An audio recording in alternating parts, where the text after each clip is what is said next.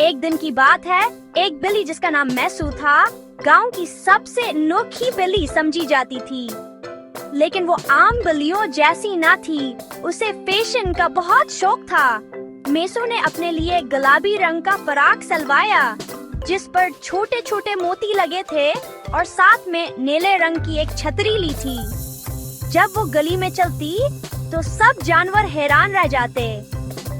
एक दिन जंगल में जानवरों का फैशन शो हुआ।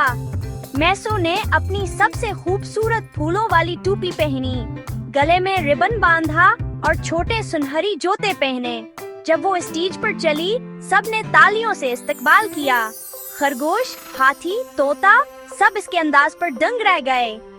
मैसू ने जीता पहला इनाम और सबको कहा, फैशन सिर्फ इंसानों का नहीं, हम बलियों का भी हक है। और इस दिन से मैसू फैशन आइकॉन कहलाने लगी।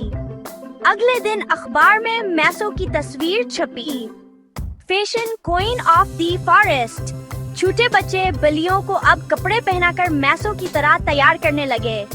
मैसू ने एक छोटा सा बुटीक भी खोल लिया, जहां वो दूसरे जानवरों को स्टाइल मशवरे देती थी।